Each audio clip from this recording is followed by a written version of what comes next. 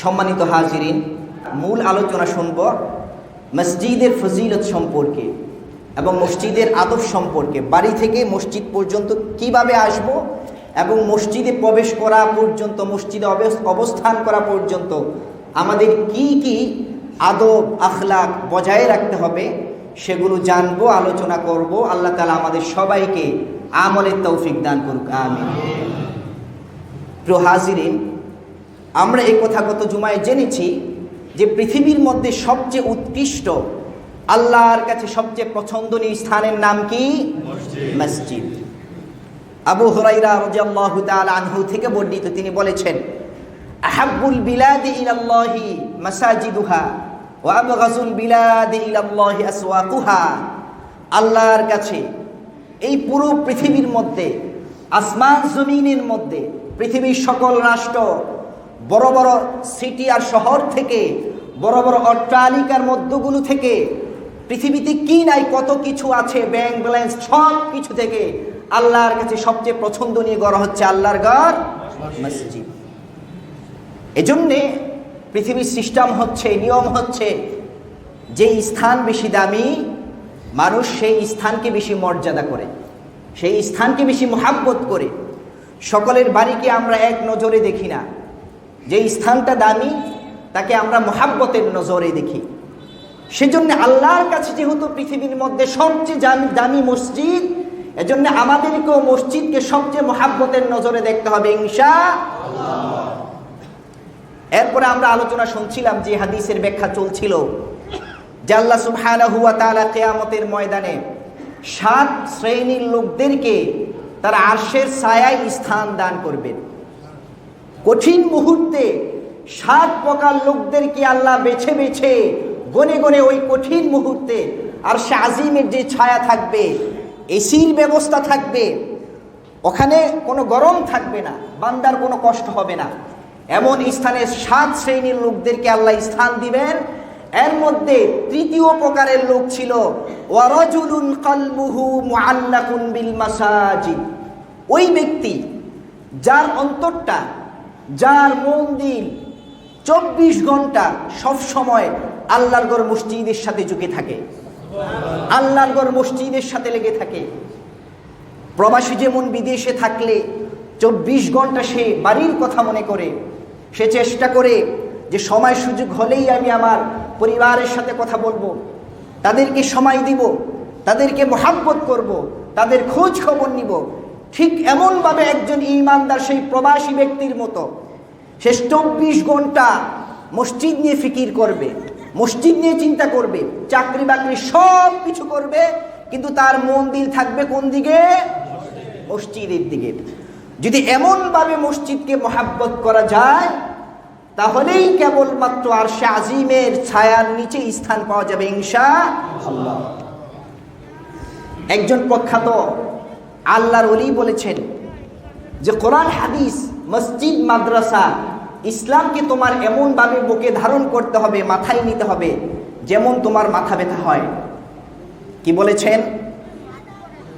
মাথায় পেইন হলে, ব্যথা হলে যেভাবে এটাকে ধারণ করতে হয়, ইসলাম, কোরআন হাদিস মুসলমানকে ওভাবেই তোমার বুকে এবং মাথায় ধারণ করতে হবে, সাময়িক সময়ের জন্য নয়। এ কথার ব্যাখ্যা হচ্ছে, কোনো লোক যদি অসুস্থ হয়, তার মাথায় ব্যথা হয়, বাড়িতে মাথা ব্যথা হয়েছে, সে যদি অফিসে যায়, ব্যথা কি বাড়িতে রেখে যেতে পারবে? বলেন, রেখে যেতে পারবে? একটা লোক তার দোকানে গিয়েছে কিন্তু মাথায় ব্যথা আছে, সে কি বাড়ির মধ্যে তার মাথা ব্যথা রেখে যেতে পারবে? না, দোকানে নিয়ে যেতে হবে। অফিস আদালতেও তার সেই মাথা ব্যথা নিয়েই যেতে হবে। উনি বলতে চাচ্ছেন যে কোরআন হাদিস মসজিদকে তুমি এমনভাবে ভালোবাসো যে তুমি যেখানেই থাকো না কেন, যে স্থানেই থাকো না কেন, এর মুহাব্বত যেন তোমার অন্তর থেকে কখনোই আলাদা না হয়। সুবহানাল্লাহ। এমনভাবেই মন দিয়ে, দিন দিয়ে ভালোবাসতে হবে। মসজিদের সাথে সম্পর্ক রাখা, এই হাদিসের দ্বিতীয় ব্যাখ্যা হচ্ছে মসজিদে এসে সব সময় ইবাদত করতে হবে। মসজিদের ব্যাপারে গাফেল থাকা যাবে না, অন্যমনস্ক থাকা যাবে না।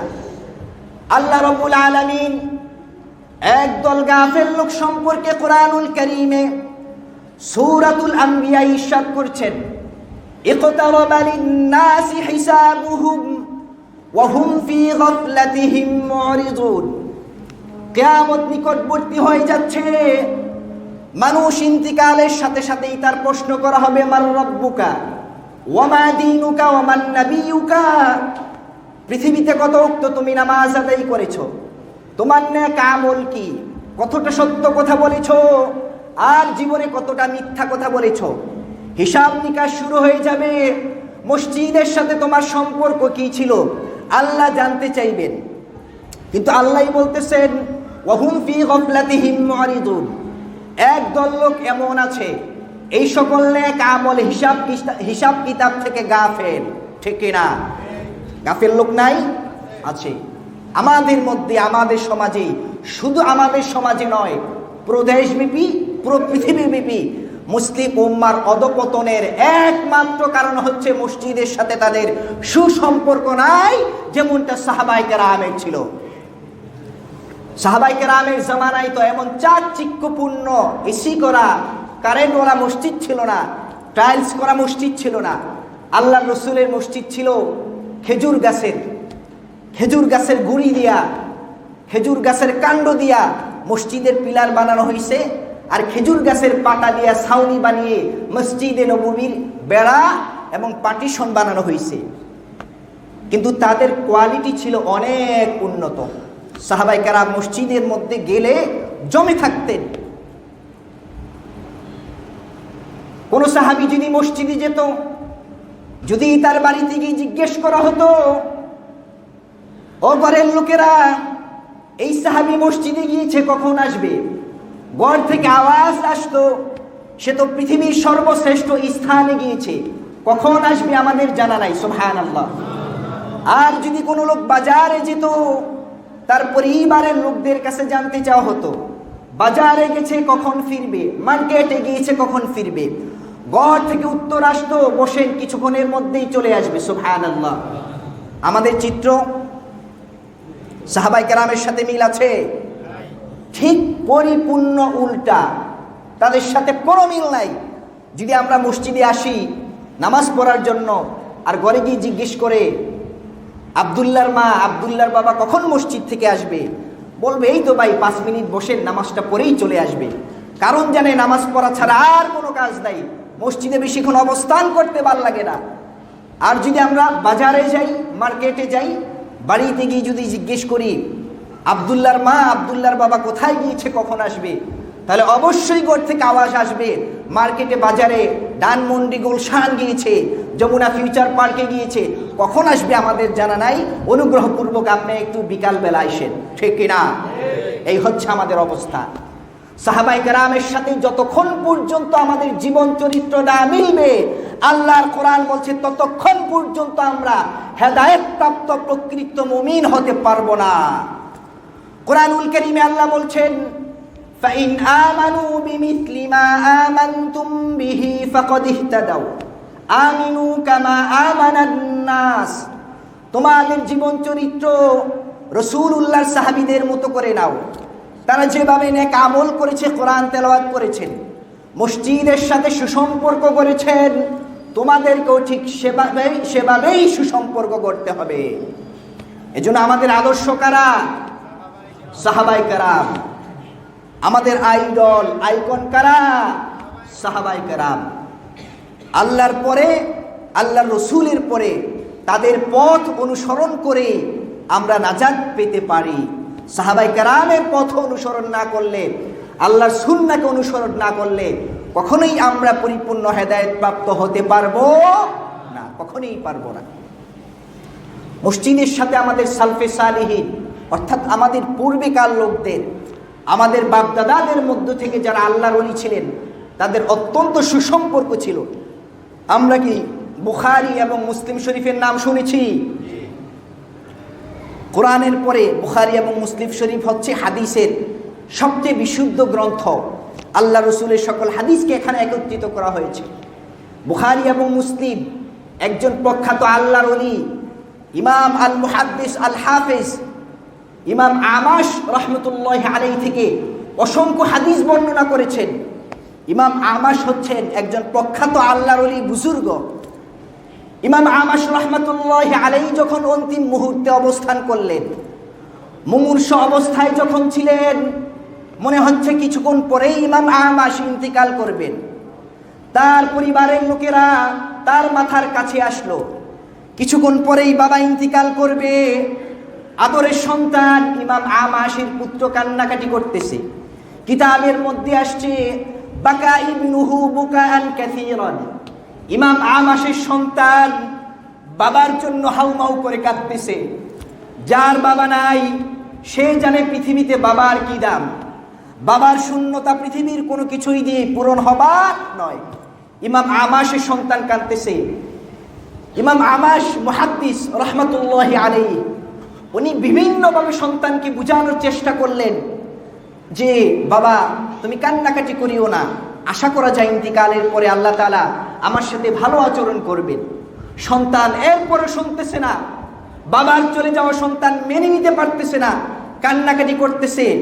ইমাম আমাশ না পেরে সন্তানকে সান্ত্বনা দেওয়ার জন্য বলতেছে, ও আমার ছেলে, ইবিকি আওলা তাবিকি ফাইন্নি ইবিকি আওলা তাবকি, ও আমার সন্তান তুমি কাঁদো বা নাই কাঁদো, তুমি যা মন চায় করো, তোমার বুঝানোর আর আমার কোনো ভাষা নাই। তুমি জেনে রাখো আল্লাহর ঘর মসজিদের সাথে আমার এমন সুসম্পর্ক ছিল, আমার জীবনে 60 বছর জীবনে কোনোদিন ইমাম সাহেব যখন আল্লাহু আকবার বলেছেন এটা আমি মিস করি নাই। সুবহানাল্লাহ বলেন। ইমাম আমাশ সন্তানকে সান্ত্বনা দিচ্ছেন, না পেরে বুঝাতে চাচ্ছেন যে মসজিদের সাথে আমার সুসম্পর্ক এমনটাই ছিল, আজান দেওয়ার সাথে সাথে আমি মসজিদে চলে গিয়েছি। ইমাম সাহেব নামাজে যখন আল্লাহু আকবার বলে প্রথম তাকবীর বাঁধেন, এটাকে বলা হয় তাকবীরে তাহরিমা। ইনি বলেছেন মা ফাতাতনি তাকবীরাতুল ইহরামি 60 সানাতান, সুদীর্ঘ 60 বছর আমার কোনোদিন তাকবীরে তাহরিমা ছোটে নাই। আল্লাহু আকবার। আমাদের আকাবির সালফে সালিহিন যারা বড় হয়েছেন তাদের মসজিদের সাথে সম্পর্কটা এমনই ছিল, এজন্যই তারা বড় হয়েছেন। আমাদের সম্পর্ক আছে, তবে কম আছে, নাই যে তা বলবো না, তাহলে অকৃতজ্ঞতা হবে। এই যে আমরা মসজিদে আসতেছি, নামাজ পড়তেছি, ভালো, মাশাআল্লাহ, আলহামদুলিল্লাহ, আমরা মুবারকবাদ জানাই, কিন্তু যেই পরিমাণ আছে এটা সন্তুষ্টজনক নয়, পরিমাণ আরো বাড়াইতে হবে। যারা নামাজ পড়ে তারা তো পড়েই, আপনি লক্ষ্য করবেন, যারা নামাজ পড়ে তারাই পড়ে, যারা মসজিদে আসে তারাই আসে, যারা আসে না তাদের কোনো খবর নাই। অথচ দুনিয়ার সাথে আমাদের সম্পর্ক কত গভীর। যিনি ড্রাইভিং করেন, গাড়ি চালান, ঘুম থেকে উঠে উনি চাবি খোঁজেন যে আমার কাজে যেতে হবে, আমার গাড়িতে উঠতে হবে। তার সম্পর্ক কার সাথে? গাড়ির সাথে। যিনি অফিস করেন, আদালত করেন, উনি ঘুম থেকে উঠেই অফিসে যাওয়ার জন্য প্রস্তুতি গ্রহণ করেন, টাই কোট খুঁজেন, শু খুঁজেন, ওনার প্রস্তুত হয়ে 8টার মধ্যেই অফিসে যেতে হবে। তার সম্পর্ক অফিসের সাথে। যিনি দোকান করেন, ব্যবসা করেন, বিজনেস করেন, উনি ঘুম থেকে উঠেই দোকানের চাবি খুঁজে 9টার মধ্যেই দোকান খুলতে হবে, দোকানে চলে যায়, দোকানের সাথে তার সম্পর্ক রয়েছে। যারা পড়ালেখা করে, ছেলেরা মেয়েরা, আমাদের কলিজার টুকরা সন্তানরা, ঘুম থেকে উঠে তারা স্কুল, কলেজ, ইউনিভার্সিটিতে যাওয়ার জন্য প্রস্তুতি গ্রহণ করে, কারণ তাদের সম্পর্ক হয়েছে কলেজ, স্কুল, ইউনিভার্সিটির সাথে। কিন্তু ওই সকল মুসলমান মুয়াজ্জিন যখন বলেছেন আল্লাহু আকবার, আল্লাহু আকবার, আমার আল্লাহ সবচেয়ে বড়, আসসালাতু খায়রুম মিনান নাওম, ঘুম থেকে নামাজ উত্তম, আমি আমার সম্পর্ক মসজিদের সাথে করতে পারি না বিদায় ফজরের নামাজ পড়তে মসজিদে আসতে পারি নাই। এটা কথা বুঝায় মসজিদের সাথে আমার সম্পর্ক অনেক দুর্বল না শক্তিশালী? অনেক দুর্বল, অনেক দুর্বল। এর জন্য মসজিদের সাথে যাতায়াত বৃদ্ধি করতে হবে।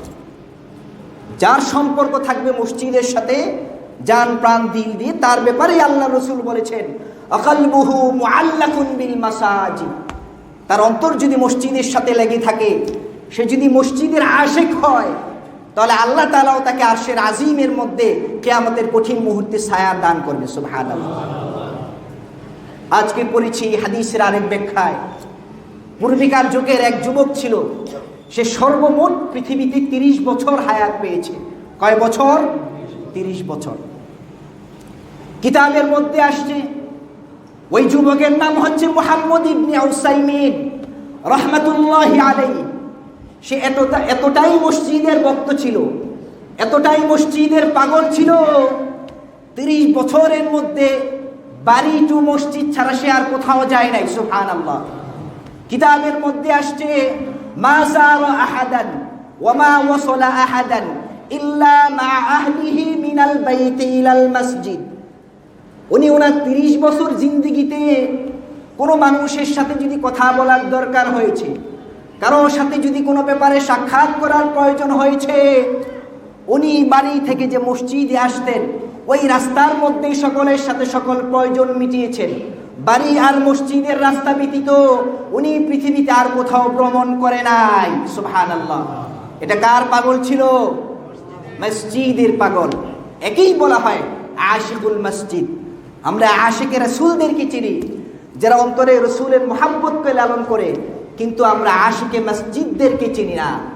এজন্য আশিকে রাসূল হওয়ার সাথে সাথে আমাদেরকে কি হইতে হবে? আশিকে মসজিদ হইতে হবে, মসজিদের প্রেমিক হইতে হবে। জান প্রাণ দিল উজাড় করে মসজিদকে সর্বদিক থেকে ভালোবাসতে হবে। বলবেন হুজুর মসজিদ আমাদেরকে কি দিয়েছে? মসজিদে শুধু আমরা আসি নামাজ পড়ার জন্য। শুধু নামাজ পড়ার জন্য মসজিদে আসা এটা ভুল চিন্তা ভাবনা। কি বললাম আমি? আমার কথা কেউ ভুল বুঝবেন না। শুধু মসজিদে নামাজ পড়ার জন্য আসা, মসজিদ কেবল শুধুমাত্র নামাজেরই জন্য, এটা আমাদের ভুল চিন্তা ভাবনা। ইহুদি নাসারা খ্রিস্টানরা আমাদেরকে এই চিন্তা ঢুকানোর মাধ্যমে মসজিদ থেকে অনেক দূরে নিয়ে গিয়েছে। মসজিদের সাথে আমাদের যে সম্পর্ক তা ছিন্ন করে দিয়েছে। আরে মসজিদ তো হচ্ছে মুসলমানদের পার্লামেন্ট। আল্লামা আলী তানতাবি রাহমাতুল্লাহি আলাইহি বলেছেন, মুসলমানদের পার্লামেন্ট হচ্ছে মসজিদ। চিল্লা বলেন, মুসলমানদের পার্লামেন্ট কি? মুসলমানদের পার্লামেন্ট হচ্ছে মসজিদ। তার সংবিধান হচ্ছে আল কোরআন, আর তাদের লিডার হচ্ছে মসজিদের ইমাম। বড় চমৎকার কথা বলেছেন। এবং উনি বলেছেন সাহাবায়ে কেরাম যেভাবে রাসূলুল্লাহর নেতৃত্ব গ্রহণ করার মাধ্যমে, মসজিদকে পার্লামেন্ট ঘোষণা করার মাধ্যমে আল কোরআনের সংবিধান মেনে নিয়েছেন, যতক্ষণ না পর্যন্ত এই জাতি তাদের পূর্বকাল জাতির রোল মডেলকে মেনে না নিবে, তারা ততক্ষণ পর্যন্ত সফল কাম হতে পারবে না। এটাই বাস্তবতা। আজকে আমরা ইহুদি নাসারা, খ্রিস্টান, বৌদ্ধ, হিন্দু বিভিন্ন জাত থেকে মার খাচ্ছি। মুসলমান আজকে নির্যাতিত, নিপীড়িত, নিগৃহীত। এর একমাত্র কারণ হচ্ছে মসজিদের সাথে মুসলমানদের আগেকার সুসম্পর্ক নাই, যেমন ছিল আমাদের সাহাবায়ে কেরামের। এজন্য মসজিদকে শুধু নামাজের স্থান ভাবলেই হবে না। এই মসজিদ থেকে আল্লাহর রাসূল মদিনা পরিচালনা করেছেন। আগেকার যারা খলিফাতুল মুসলিমিন ছিলেন, তারা মসজিদকেই তাদের হাইকোর্ট, জজ কোর্ট, বাসভবন, আদালত সবকিছু মসজিদ ছিল। এখানেই বসে তারা বিচার করেছেন। এই মসজিদের এই মিম্বার আর সিংহাসন থেকেই মুসলমানদের 1000 বছর রাজত্ব পরিচালনা করেছেন। এটা ইতিহাস আপনি দেখেন। মুসলমানদের আলাদা কোনো বাসভবন, হাইকোর্ট আর জজ কোর্ট ছিল না, মসজিদই ছিল সব কিছু। যারা হাজ করেছেন, আপনার যারা মদিনায় গিয়েছেন, আপনারা লক্ষ্য করেছেন আল্লাহর মসজিদের কবর, আল্লাহর রসুলের কবরটা কোথায় অবস্থিত? চিল্লায় বলতে হবে, মসজিদের ভিতরে না বাহিরে? বর্তমানে ভিতরে, কিন্তু তৎকালীন জমানায় মসজিদের পাশেই আল্লাহ রসুলের কামরা ছিল, মসজিদের সাথেই। এটাই বাসগৃহ, এখানেই থাকতেন উনি, এটাই ওনার মানজিল, এটাই তার বাইত। এজন্য বলা হয় মসজিদের সাথে যার কামরা থাকে, ইমাম সাহেবকে আমরা যেটা দেই হুজরাখানা। কি বলা হয়? হুজরাখানা, অর্থাৎ হুজুরের জায়গার স্থান। কারণ হুজুর তো মসজিদের সাথেই থাকবেন, এটাই সুন্নত। আল্লাহ রসুল মসজিদের সাথেই ছিলেন এবং ওই মসজিদের সেহনে পাশেই আল্লাহ রসুলের কবর হয়েছে। এখান থেকে রসুল সব কিছু পরিচালনা করেছেন। মসজিদের ইতিহাস মুসলমানদের গৌরবময় ইতিহাস। এজন্যই আল্লাহ বলেছেন ওয়ারাজুলুন কালবুহু মুআল্লাকুন বিল মাসাজিদ, যার সম্পর্ক সব দিক থেকে হবে মসজিদের সাথে, সেই কামিয়াব, সেই আল্লাহর কাছে গ্রহণযোগ্য, সেই ব্যক্তি আর সে আজিমের মধ্যে ছায়া পাবে। আমি যদি এখন প্রশ্ন করি আমাদের মসজিদে যারা আছে যে আপনি এই যে আমরা নামাজ পড়ি, রোজা রাখি, ইসলামের বিভিন্ন বিধিবিধান মানি, এটা কেন, কোত্থেকে শিখলেন? আমি বিশ্বাস করি 90% মুসল্লি আল্লাহর বান্দারা এই উত্তর আমাকে দিবেন যে হুজুর ছোটবেলা মসজিদ থেকে শিখেছি। কোত্থেকে শিখেছি? ছোটবেলা মসজিদ থেকে, মক্তব থেকে আমরা যে পড়াশোনা, সূরা কালাম, দোয়া এগুলো শিখেছি, সেগুলো দিয়েই চলি, এগুলোই আমার পুঁজি, এগুলোই আমার কোরআন হাদিসের প্রাথমিক ফাউন্ডেশন। কিন্তু আফসোসের সাথে বলতে হয় 10-20 বছর পরে এসে যেই আমি মসজিদ থেকে সব কিছু শিখলাম, আমার সন্তানের মসজিদের সাথে কোনো সম্পর্ক নাই। সকাল হইলেই তাদেরকে বিজাতীয় শিক্ষা গ্রহণ করার জন্য মসজিদের মক্তবে না পাঠিয়ে সন্তানদেরকে মসজিদের সাথে সুসম্পর্ক না গড়ে তাদেরকে বাহিরে ঠেলে দিচ্ছি। এটা কখনোই আমাদের জন্য সুখকর আর কল্যাণকর হতে পারে না। এজন্য আপনাদের সন্তানগুলোকে আকুল আবেদনের সাথে বলি, এখনো আলহামদুলিল্লাহ আমাদের মসজিদে সকালে মক্তব হয়, সন্তানদেরকে পাঠান মসজিদের মক্তবে, তাদেরকে মসজিদে দেন, তাদেরকে মসজিদ থেকে কোরআন শিক্ষার ব্যবস্থা করে দেন। এখানে আসলেই তারা আদব কায়দা শিখবে, এখান থেকেই তারা রাষ্ট্র পরিচালনা শিখতে পারবে ইনশাআল্লাহ। ইতিহাস পড়ে দেখেন, অক্সফোর্ড বিশ্ববিদ্যালয়, হার্ভার্ড বিশ্ববিদ্যালয়, পৃথিবীর খ্যাতিনামা যত বিশ্ববিদ্যালয় আছে এগুলো জন্ম 200, 300, 400, 500 বছর আগে। এর আগে ইউরোপ কান্ট্রি নয়, পুরো পৃথিবীর জ্ঞান বিজ্ঞানের প্রাণ কেন্দ্র ছিল মসজিদ। ইউরোপ, আমেরিকা, তারা মসজিদে কারদুবা থেকে, যেটা স্পেনে এখনো খ্রিস্টানরা জব্দ করে রেখেছে, ওই মসজিদে যদি কোনো অমুসলমান জ্ঞান বিজ্ঞান শিখতে পারত, ধর্মীয় বিধর্মীয় জ্ঞান শিক্ষা করতে পারত, সে নিজেকে গর্বিত মনে করত, বলতো স্পেনের মসজিদে কর্ডোবা থেকে আমি জ্ঞান বিজ্ঞান শিখেছি। এই মসজিদের আদলেই পরবর্তীতে বিভিন্ন ইউনিভার্সিটি হয়েছে। কিন্তু মুসলমানদের জ্ঞান শিক্ষার প্রথম কেন্দ্র কোনটি হওয়া চাই? মসজিদ হওয়া চাই। এজন্য আল্লাহর ঘরে মসজিদের সাথে সুসম্পর্ক গড়া ব্যতীত কখনোই আমরা আল্লাহর সাথে সুসম্পর্ক গড়তে পারবো না।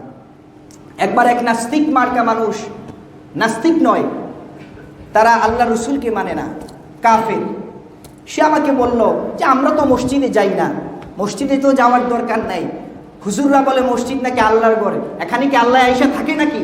আমাকে প্রশ্ন করছে, অনেক আগের কথা, তখন আমি পড়াশোনা করি। সে বলে আল্লাহ এখানে এসে থাকে নাকি, এটাকে আল্লাহর ঘর মসজিদ বলে।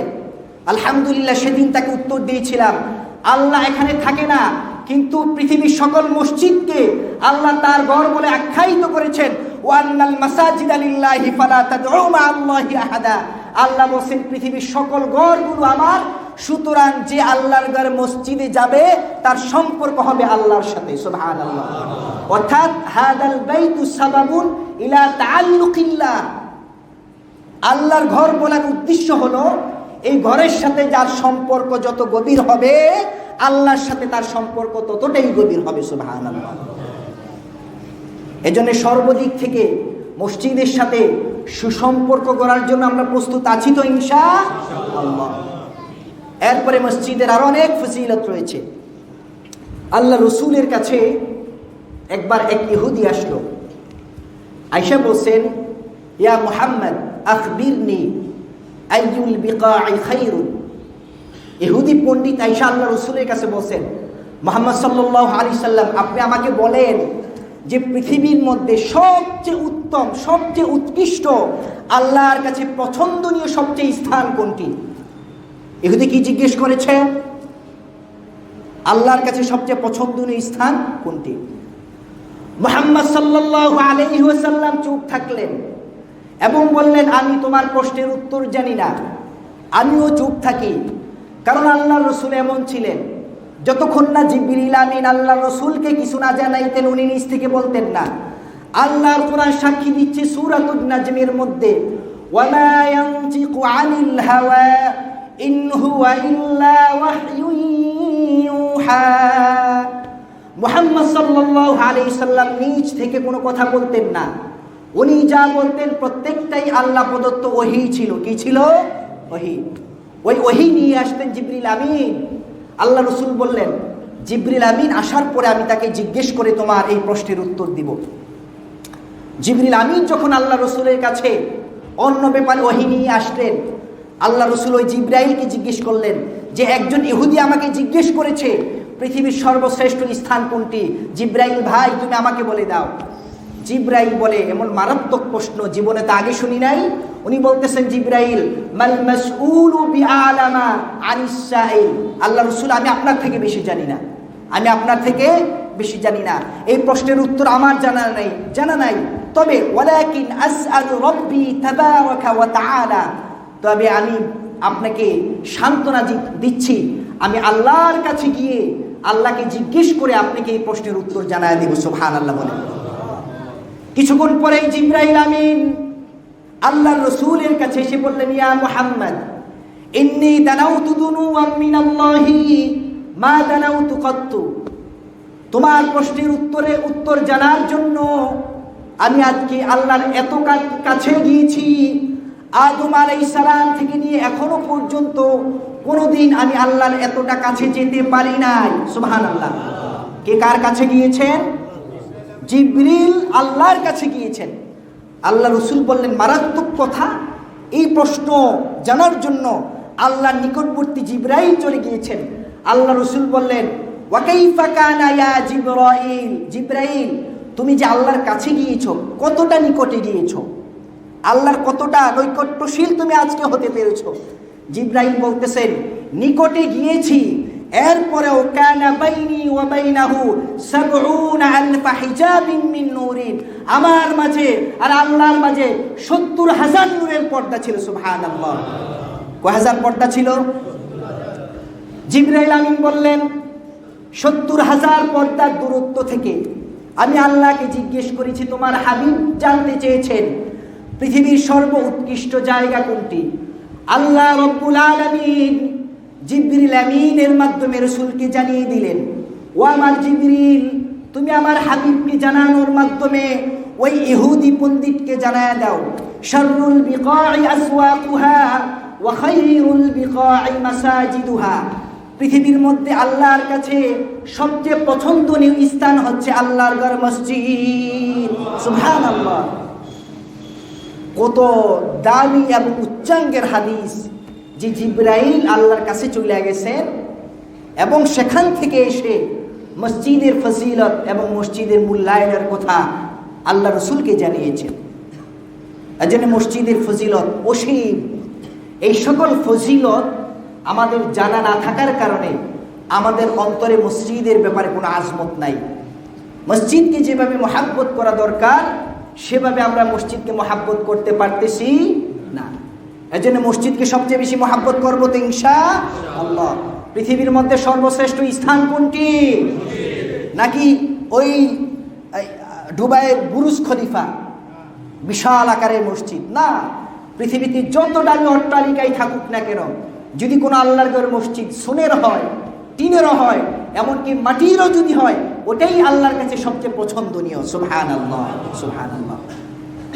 এই সকল মসজিদে আসার, এই যে আমরা মসজিদের ইতিহাস এবং ফজিলত শুনলাম, মসজিদে বাড়ি থেকে আসবো ফজিলত জেনে, মসজিদে আসার কিছু আদব কায়দা আছে, কিছু সুন্নত আছে, কিছু মুস্তাহাব আছে, আবার কিছু নিষেধ কাজও আছে, যেগুলোকে একসাথে বলা হয় আদাবুল মসজিদি।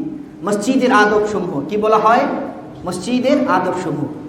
পৃথিবীতে আমরা যার কাছেই যাই তার আদব বজায় রেখেই তার বাড়িঘরে প্রবেশ করি। কেউ যদি আমরা আমাদের টিচারের কাছে যাই, সম্মান শ্রদ্ধা ভক্তির সাথে তার বাড়িতে যাই।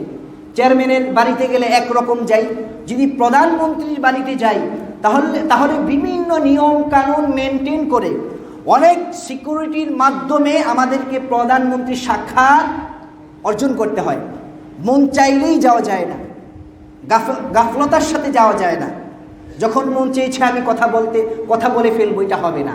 ওখানেও নির্দিষ্ট কিছু কি আছে? নিয়ম নীতি আছে। যদি দুনিয়াতেই নিয়ম নীতি মেনটেন করে কারোর সাথে সাক্ষাৎ করতে হয়, তাহলে অবশ্যই আল্লাহর ঘর মসজিদে আসলেও আমাদের কিছু নিয়ম নীতি মেনটেন করে আসতে হবে, এইটাই যুক্তিসঙ্গত, ঠিক কিনা? এজন্যে মসজিদ, আমরা বাড়ি থেকে যখন মসজিদে আসব, আমাদের 1 নাম্বার সুন্নত হচ্ছে মেসওয়াক করে মসজিদে আসতে হবে। কি করে মসজিদে আসতে হবে? মসজিদে আসার আগে উজু করার সময় যদি কেউ মেসওয়াক করি হয়ে যাবে, কিন্তু এমন হলো যে আমি আগেই উজু করে ফেলেছি, মেসওয়াক করেছি, আবার ঘর থেকে মসজিদে আসতেছি, তাহলে আল্লাহ রসুল বলেছেন যদি তোমার সম্ভব হয় তাহলে তুমি মেসওয়াক করে আল্লাহর ঘর মসজিদে আসো। আল্লাহ রসুল হাদিস শরীফের মধ্যে ইরশাদ করেছেন, আন আবি হুরায়রা রাদিয়াল্লাহু তাআলা আনহু قال লাউলা আশুক্কু আলা উম্মতি লাআমারতুহুম বিসওয়াকি ইনদা কুল্লি সালাতিন, যদি আমার উম্মতের কষ্ট না হতো তাহলে প্রতিদিন 5 ওয়াক্ত মেসওয়াক করাকে আমি তাদের জন্য ফরজ করে দিতাম। সুবহানাল্লাহ, তাদের জন্য ওয়াজিব করে দিতাম। বান্দার যদি কষ্ট হয়ে যায়, আমার উম্মতের যদি কষ্ট হয়ে যায়, সেই মুহাব্বতে, সেই মায়ায় আমি আমার উম্মতের জন্য মেসওয়াক করাকে ওয়াজিব এবং ফরজ না করে সুন্নত করে দিয়েছি। এজন্য আজকে থেকে মসজিদে আসার আগে ইনশাআল্লাহ মেসওয়াক করে আসবো তো। আল্লাহ তাআলা সবাইকে তৌফিক দান করুক, আমিন। মসজিদে আসার দ্বিতীয় সুন্নত হচ্ছে সুন্দর উত্তম ভালো কাপড় পরিধান করে আসা। এক কথায় বললে উত্তম কাপড় পরিধান করে মসজিদে আসা। 5 ওয়াক্ত নামাজের জন্য, জুমার জন্য, ঈদের নামাজের জন্য, সম্ভব হইলে জানাজার নামাজের জন্য। এই ব্যাপারটা আমরা অনেকেই উদাসীন।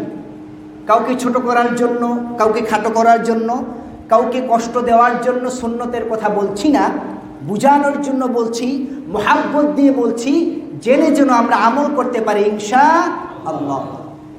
মসজিদে আসার সময় উত্তম কাপড় পরতে হবে। উত্তম কাপড়ের অর্থ হইল যেই কাপড় পরে সমাজে গেলে মানুষ অপছন্দ করে, সমাজের মধ্যে এটা পরে যাওয়া যায় না। কাপড়টা এতটাই ছিঁড়া, এমন ছিঁড়া ফাড়া কাপড় পরে সমাজে গেলে মানুষ খারাপ বলবে।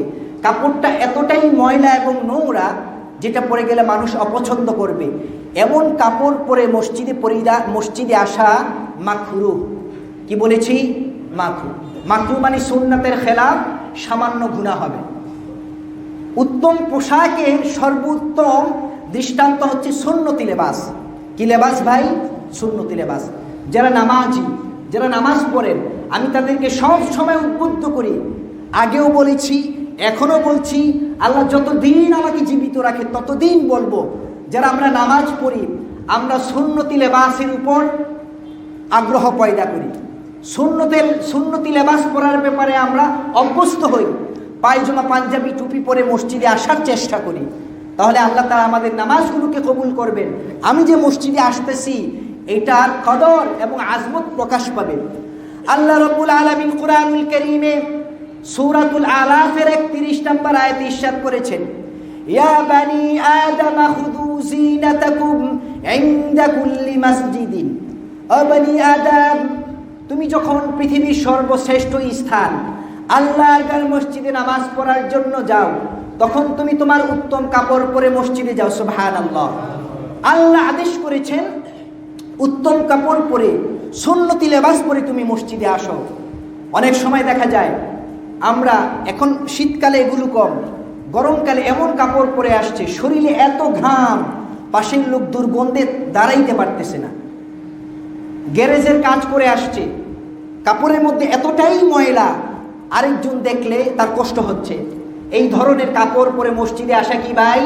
সুন্নতের খেলাফ, সুন্নতের খেলাফ এবং মাকরুহ, সামান্য হালকা গুনাহ হবে। আমরা আজকাল বিভিন্ন বিয়ে শাদী, বিভিন্ন অনুষ্ঠানে গেলে সবচেয়ে দামি জাঁকজমকপূর্ণ পোশাকটা পরে যাই, আর পাঞ্জাবিটা কোনো রকম পরলেই হয়েছে, টুপি না হইলেও চলে। বলে হুজুর টুপি তো সুন্নত, আচ্ছা না হইলেও চলে, সুন্নত তো, ওই তো কদর নাই দিলের মধ্যে। পোশাকের ব্যাপারে আজমত নাই, রোমাল দিয়া কোনো রকম টুপি বানায় চলে যাচ্ছে। ক্যাপ কিনে হাজার হাজার টাকা দিয়া, জুতা কিনে হাজার হাজার টাকা দিয়া, 50 আর 100 টাকা দিয়া একটা টুপি কিনার সাহস পাই না আমরা, ঠিক কিনা? আমাদের মধ্যে এই সকল বলতুটি আছে কিনা? অবশ্যই আছে। এগুলো ছাড়তে হবে, মসজিদে আসতে হবে প্রফুল্লতার সাথে। আমার আল্লাহর দরবারে আমি হাজিরা দিচ্ছি, আমার দামি কাপড় পরতে হবে। আমাদের সালফে সালিহিন আকাবিরদের মধ্য থেকে আমাদের পূর্বসূরীদের মধ্য থেকে অনেকেই এমন ছিলেন প্রতিদিন 5 ওয়াক্ত নামাজ পড়ার জন্য 5 রকম কাপড় পরে উনি মসজিদে আসতেন। বলতেন, আমি তো পৃথিবীর সর্বশ্রেষ্ঠ স্থান মালিকুল আমলাক, আমার আল্লাহর দরবারে হাজিরা দিতে যাচ্ছি, সুতরাং পুরান পোশাক পরে আমি আমার আল্লাহর দরবারে যেতে পারি না। আজমতটা দেখেছেন আল্লাহর প্রতি, মসজিদের প্রতি কি আজমত। এজন্য আমাদেরকে মনে রাখতে হবে, আমরা যখন এই মসজিদে আসব অবশ্যই আমাদের যেটা উত্তম কাপড়, এক কথায় সুন্নতি লেবাস পরে আমরা মসজিদে আসবো ইনশাআল্লাহ। এরপরে মসজিদে আসার 3 নম্বর সুন্নত হচ্ছে পায়ে হেঁটে মসজিদে আসা। 3 নম্বর সুন্নত কি ভাই? পায়ে হেঁটে মসজিদে আসা।